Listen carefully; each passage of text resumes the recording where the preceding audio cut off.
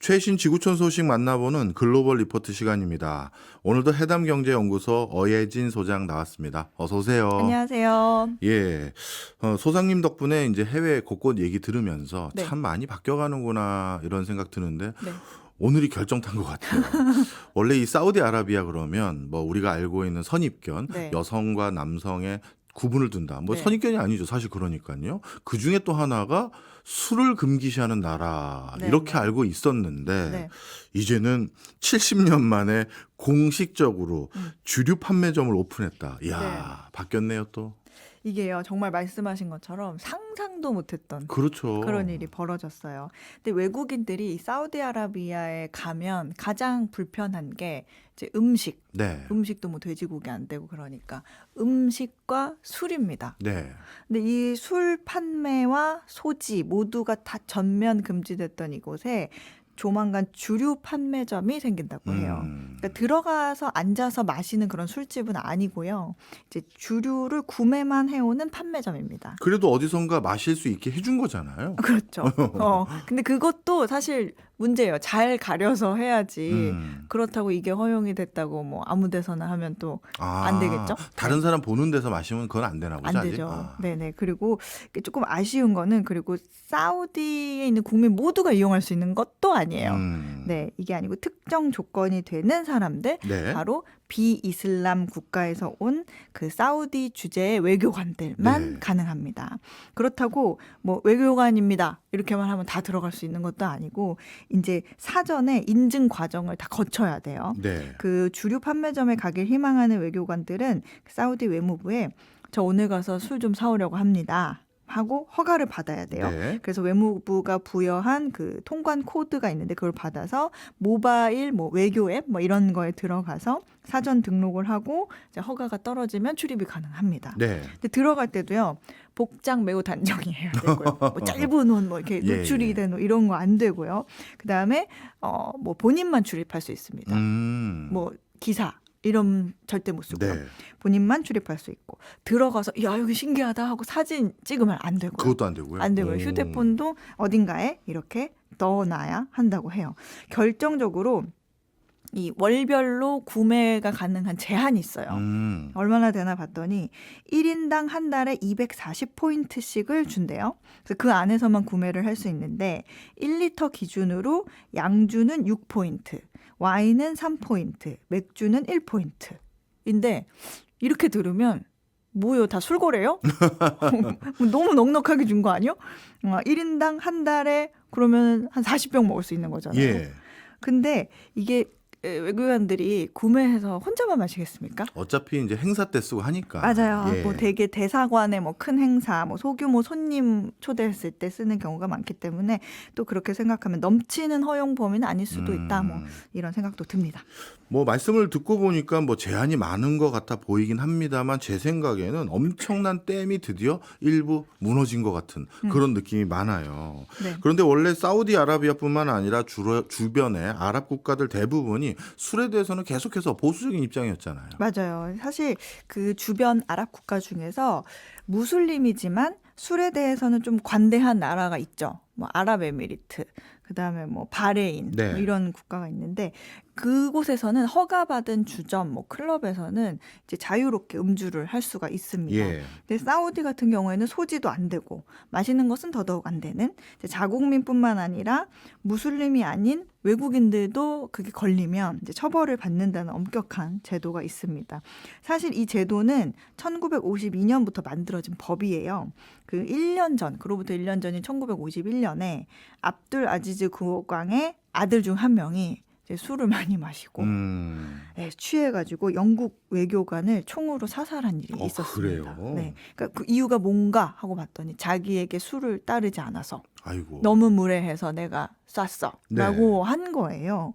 말도 안 되죠. 그래서 그 다음 해부터 주류 금지법이 제정이 됩니다. 네. 근데 물론 이제 공식적으로는 그렇게 되고 공무원들도 굉장히 이런 법을 철저하게 지키고는 있는데 일반 사람들 이제 현지에 갔다 오신 분들 뭐 사우디에 있는 친구들 뭐 그런 얘기 들으면 몰래 일반인들도 마시기도 하고 뭐 몰래 하는 건 모든 나라가 다. 맞습니다. 그리고 이제 사우디인 친구가 예. 있어서 물어보면 이제 평일에는 잘 참고 있다가 주말에 이제 바레인으로 이제 차 타고 가는 거예요. 가서 클럽에서 이제 신나게 놀고 마시고 와. 그렇게 얘기를 하곤 맞아요. 합니다.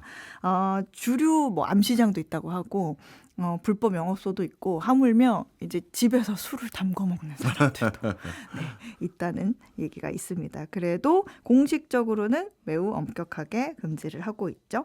이슬람 율법에 따르면 이제 술은 정신을 흐리게 하는 굉장히 부정한 것이다 이렇게 명시가 돼 있거든요. 예. 그래서 사우디에서는요. 그 맛술 있죠? 음식에 좀 아, 예. 잡내 잡고 그런 맛술 못 씁니다. 알코올이 들어갔으니까. 예. 그래서 뭐 파스타 같은 거 할 때 화이트 와인으로 뭐 향을 올려요. 뭐 절대 불가능한 일이고요. 네, 그리고 이제 사우디 국적 항공사는 이제 국제선이어도 기내에서 술을 서비스하지 않습니다. 그렇죠. 네, 그리고 다른 국적 항공사도 사우디 영공으로 들어왔다. 그러면 주류 서비스를 중단한다고 합니다. 네, 한간에는 가장 최근에 그 사우디가 새로 설립한 국영 항공사가 있어요. 리야드 에어라고 하는데, 이 리야드 에어는 이제 조금 최신에 가장 생긴 거니까, 그리고 관광 산업을 타겟으로 하니까 술을 서비스할 수도 있겠다. 그런 전망, 그런 얘기들이 나왔거든요. 네. 근데 이제 경영진들한테 기자들이 술 서비스 하실 겁니까? 이런 식으로 물어보면 이게 회피 질문 1위예요. 네, 회피하는 질문이라고 합니다. 사실 사우디 내부에서는 이거에 대해서 정말 수십 년 동안 옥신각신이 있었을 텐데 이렇게 엄격하게 유지해 왔던 술에 대한 여러 가지 금지 조항들을 갑자기 이제 허물게 된 그런 마음을 바꾸게 된 이유가 있을까요? 사실은 제 생각에는 사실 제 기준에서는 예상보다 좀 늦었던 것 같아요. 오히려? 네, 이번 게 약간 간보기 정도고 예. 지금부터 속도를 좀 내지 않을까 하는 생각도 들기는 하거든요. 주변에서 친하게 지낸 사우디 분들이 좀 잘 노는 분들이어서 그런 거 아니에요? 약간 그런 것도 있는 것 같아요. 근데 2년 전쯤부터 이제 빈살만 사우디 왕세자가 그 비전 2030 그 일환으로 뭐 사우디아라비아를 중동의 허브로 만들겠다 하면서 추진한 게 몇 가지 있었는데 그 중에 하나가 그 수도인 리야드를 어떤 중동의 경제 중심지로 바꾸겠다 이런 얘기를 했어요. 그러면 그러기 위해서는 그 옆 나라에 있는 UAE, 뭐 두바이에 모여 있는 글로벌 기업의 헤드쿼터들을 다 리야드로 뺏어 와야 되거든요. 예. 그러기 위한 시도를 또 했었고 제다라는 지역 같은 경우에는 관광 중심지로 키우겠다. 그러면서 또 최고의 인프라를 갖추겠다 이런 계획을 밝힌 바가 있어요. 근데 당시에 조금 상대적으로 오픈이 되어 있는 그 UAE의 두바이를 따라잡으려면 보수적인 제도를 어느 정도 완화해야 글로벌 기업들도 오고 그러면 사람도 살고 관광객도 오고 할 테니까 점차 그런 규제들이 좀 슬슬 풀어지겠구나라고 예상을 했거든요. 네. 근데 이제 막 그 포문을 연 게 아닌가 하는 생각이 들고 빈살만 왕세자가 그 비석유 사업 활성화를 위한 경제 다각화 계획에 이번 게 일부다 하는 부분이 또 하나가 있고 또 하나는 70년 넘게 주류 금지법이 지속되어 오면서 얼마나 그 비공식적인 거래 방법이 많았겠어요. 앞에도 말씀드렸지만. 그래서 이번에 외교관을 대상으로 하는 그런 부분적인 허용이 어떻게 보면 오히려 주류 공급에 더 큰 규제를 가하기 위해서 오히려 그렇게 하기 위해서 고안된 거다. 이런 생각도 있습니다. 그렇게 볼 수도 있겠네요. 네. 알겠습니다. 그럼에도 불구하고 하여튼 사우디 입장에서는 큰 용단을 내린 거다. 이런 생각은 들긴 합니다. 자, 두 번째 소식인데요. 야, 이것도 흥미로운 전개입니다. 이제 AI가 너무 발달하다 보니 네. 전 세계가 AI를 우려하는 현상들 여기서 저기서 나오곤 있는데요. 이제는 이게 선거에 악용될 우려가 있다고 해서 크게 우려하고 있고 그 중심에 지금 미국이 있다고요. 맞습니다. 우리가 그 AI를 통해서 악용할 수 있는 기술 중에 하나가 바로 딥페이크 기술이잖아요. 그게 얼굴 뭐 바꾸고 그런 거죠? 맞아요. 이미지, 뭐 영상, 목소리, 그러니까 마치 진짜인 것처럼 합성을 하는 거예요. 네. 그러니까 뭐 예를 들면 저는 실제로 절대 그러지 않아요. 절대 그러지 예. 않는데 화면에서는 네. 어예진 소장이 박정호 바보 멍청이 네. 이렇게 얘기를 하는 네. 영상을 만들어내서 네. 막 유포를 한다든지 예. 아니면은 또 우리 PD님이 그 PD님 목소리랑 전화번호로 저한테 전화를 걸어요. 네. 무슨 시스템을 해가지고 그 다음에 어예진 소장님 이번 주까지만 나오시는 걸로 하시죠. 이렇게 얘기를 해버린다는 거죠. 충분히 그런 일들 생길 수 있죠. 네, 다음 주부터는 나오지 마세요. 사람들한테 기분 상하게 만들려고 누가 장난칠 수 있잖아요. 네, 그러나 PD님은 절대 그러실 분이 아닌 그렇죠. 네, 밖에서도 아니라고 자꾸 X 표시를 크게 하고 계십니다. 그런 상황들이 이제 딥페이크로 만들어지는 피해의 네. 뭐 사례라고 할 수가 있습니다. 근데 사람들은 이 기술이 올해 전 세계에서 벌어지는 선거에 악용이 되면서 민주주의를 위협할 수 있다는 우려를 했는데요. 얼마 네. 전에 미국에서 이 생성형 AI로 합성한 바이든 대통령의 가짜 목소리가 민주당 간부의 실제 번호로 2만 명, 미국 전역에 2만 명에게 전화가 걸려온 일이 있었습니다. 예. 30초 분량의 녹음이 된 음성이었는데 이거를 이제 받으면 여보세요 하면 자동으로 재생이 되는 그 로보콜이라고 하는데 그 민주당원들에게 전화를 건 다음에 바이든 대통령이 이번에 뉴햄프셔 프라이머리에 투표하지 마세요. 이번에 투표하는 거는 트럼프 당선을 돕는 일입니다. 네. 표를 아껴뒀다가 11월에 쓰세요라는 내용, 뭐 이런 식의 내용을 전합니다. 근데 저도 궁금해서 그 내용을 직접 들어봤는데 그 바이든 대통령과 똑같은 목소리에 굉장히 자주 쓰는 말투까지. 네, 말투까지 좀 헷갈릴만 하더라고요. 예. 근데 물론 뒤로 갈수록 너무 정박의 얘기를 해요. 네. 약간 그런 자연스러움이 조금 떨어지는 것 같아서 그런데 우리도 그렇고 사실 이런 것들이 선거철에 이런 식으로 지지를 호소하는 전화 오잖아요. 네. 오기 때문에 흔하거든요. 그래서 아무 생각 없이 만약에 받은 전화라면 헷갈릴 수도 있겠다. 그런 생각이 들죠. 그렇겠네요.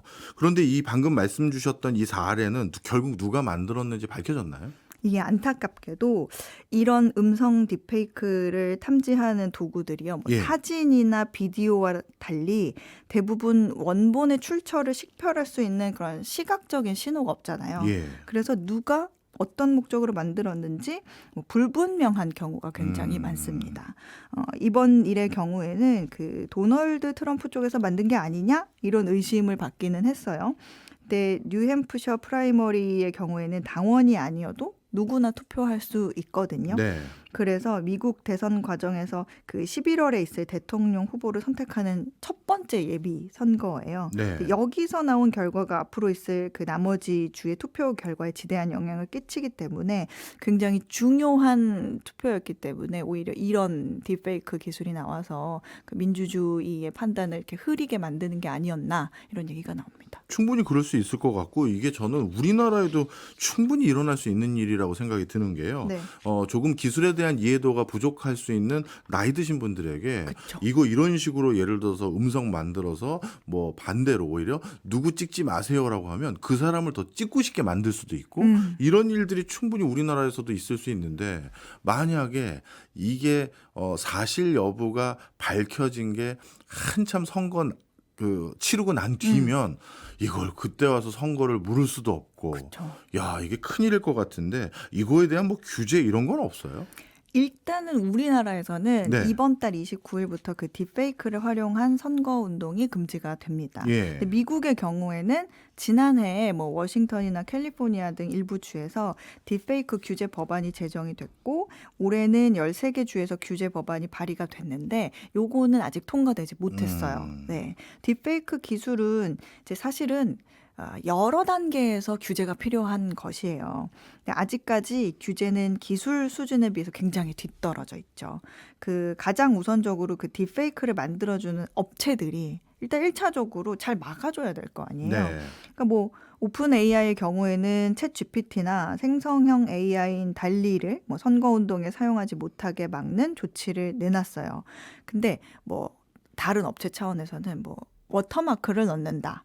뭐 아니면은 사용자들이 이제 딥페이크를 만들 때 허용되지 않은 목소리는 사용할 수 없게 한다. 뭐 이런 것도 있기는 한데 예. 사실 개별 각각의 서로 다른 규제들을 넣으면 그게 총체적으로 봤을 때는 무슨 의미가 있겠어요. 그렇겠네요. 네. 그래서 그리고 또 이제 통신 플랫폼 같은 거. 그게 콘텐츠를 그 배포하는 단계 있잖아요. 네. 거기서도 일일이 콘텐츠를 확인하고 이게 딥페이크니까 유포 금지 이렇게 할 수도 없잖아요.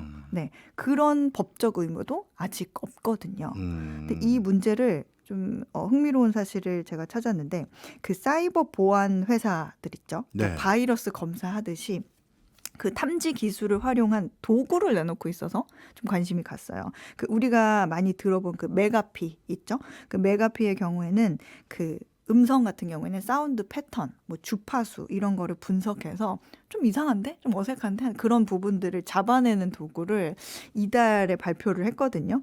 근데 이게 한 90% 정도 뭐 적중을 했다, 효과가 있었다라고 회사 측은 설명했습니다. 그렇군요. 야, 이거 우리나라뿐만 아니라 언젠가 전 세계에서 이 AI 기술이 악용돼서 선거 결과 뒤집어졌다, 이거 나 절대 수용 못한다 하면서 큰 사단 한번 날 것 같다는 생각이 저는 점점 더 커지는 것 같습니다. 우리도 주의해야겠네요. 네. 자, 이번에는 인도 소식이네요. 네. 인도에서 국가적으로 엄청나게 큰 행사가 있었다고요? 무슨 행사입니까?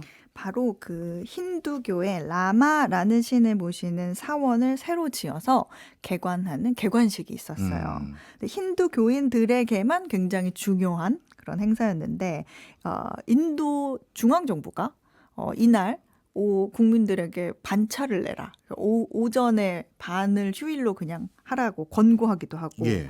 그 주정부 차원에서는 아예 공휴일을 선포한 곳도 있었어요. 예. 그리고 주식시장도 쉬었어요. 그렇군요. 네, 그리고 현지 신문들을 보면 언론사들 그 일면에 굉장히 대대적으로 이 행사를 보도를 했었습니다.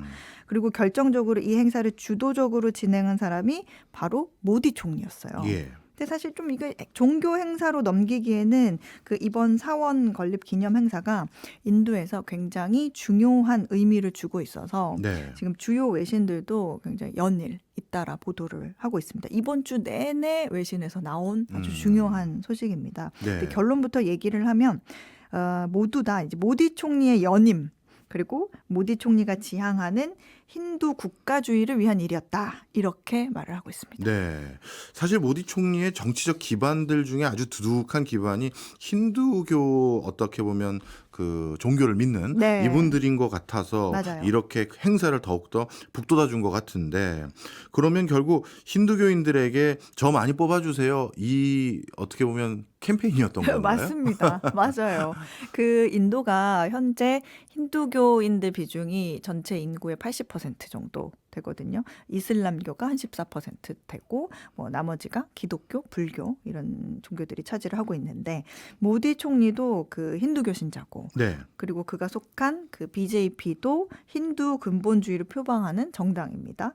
그 14억 명 중에 80%면 11억 명이 넘어요. 네. 오는 4월에 우리와 같은 그 록사바라는 총선이 있는데 힌두교인들의 이 80%의 마음만 확실히 잡는다면 그렇네. 이거는 승리는 따놓은 당상이잖아요. 그렇네요. 네.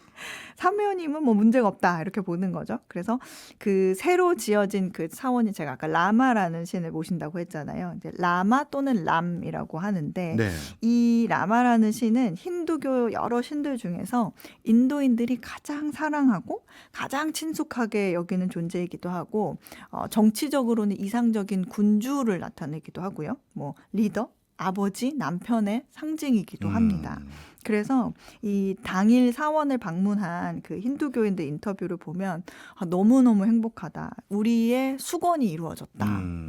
하면서 굉장히 기뻐하고 있어요. 그리고 이번에 사원이 세워진 곳이 아요디아라는 지역인데 네. 이 지역이 라마신의 탄생지여서 이 성지로서의 의미도 힌두교인들에게는 있습니다. 예. 그러니까 다시 말해서 정치의 이상향을 보여주는 성지에 모디 총리가 나서서 거기에 사원을 짓고 그 개관식까지 주도를 했다? 이거는 이제 힌두교인들에게는 모디 총리 최고! 우리의 수건인 그 라마 사원을 건립해줘서 너무 고맙습니다. 이런 인식을 주기에 딱이라는 거죠. 네. 그래서 이 행사에 여당을 비롯한 반대 세력에서는 참여도 안 했고요. 그다음에 종교를 정치적으로 이용하고 있다. 종교와 국가 사이의 경계를 모호하게 하고 있다. 이런 비판이 나왔습니다. 충분히 나올 수 있을 것 같아요. 네. 그리고 제 생각에도 오히려 좀 의구심도 있는 게 예를 들어서 우리나라도 선거 치르면 여당은 오히려 야당 유권자를 꼬시기 위해서 야당 성향의 정권의 인사라든가 정책을 더 많이 입안하고 야당도 또 선거에서 이기기 위해서 집토끼 말고 산토끼를 잡아오려고 여당 성향의 뭔가 퍼포먼스를 많이 하는데 모디 총리는 누가 뭐래도 힌두의 수장 같은 역할을 하시는 분이니 네. 오히려 더더욱 안전하게 선거를 치르려면 이슬람도 조금 어루만져 주고 기독교도 어루만져 줘야 될 것 같은데 계속 이렇게 힌두 중심으로 하면 다른 종교에서 갈등이 더 불거질 것 같은데요? 당연히 있을 수밖에 없죠. 예. 근데 특히나 이번에 그 람사원 건립 같은 경우에는 무슬림들에게 굉장히 사실 큰 상처예요. 네.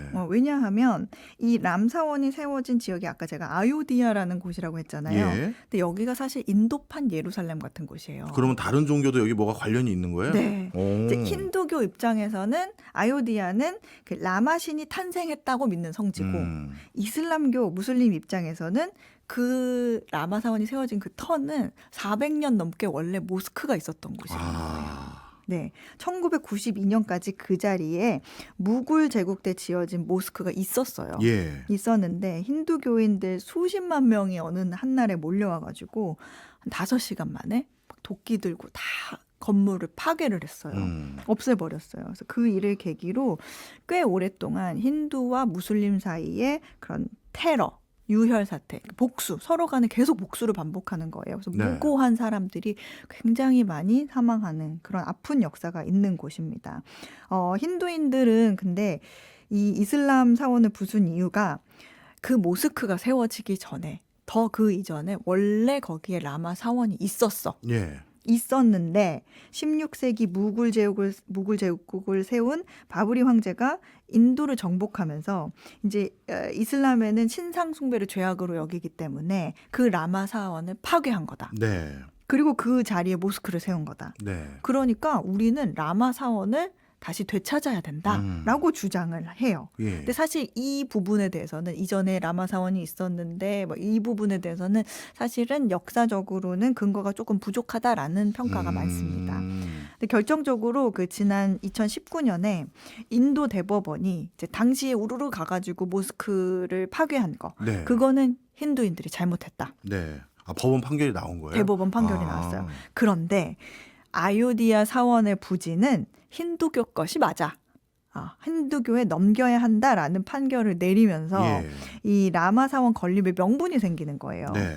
그리고 이번에 힌두교인들의 수건인 라마 사원을 드디어 건립을 하게 됩니다. 그리고 모디 총리가 이날 행사에서 새로운 시대가 열렸다라고 외치는데 그게 결국 힌두교와 무슬림 사이의 오랜 싸움에서 우리가 이긴 거야. 우리의 목표인 힌두 국가주의로의 시대가 열렸다. 이렇게 셀프 판정을 내렸다. 이렇게 분석을 하고 있습니다. 네. 사실 정치라는 게 갈등을 해소해야 되는데 요즘은 전 세계적으로 제가 봐는 어떻게 보면 정치 문외한인 제 입장은 갈등을 조장해서 자기의 득표를 더 공고히 하는 주판만 튕기는 사람이 많은 것 같은 생각도 들어서 조금 허탈하기도 하네요. 오늘도 인도, 사우디, AI 정말 신기반기한 얘기만 잔뜩 해주셔서 늘 전 세계 돌아가는 소식 덕분에 잘 배우고 있습니다. 지금까지 어혜진 소장이었습니다. 오늘도 많이 배웠습니다. 감사합니다.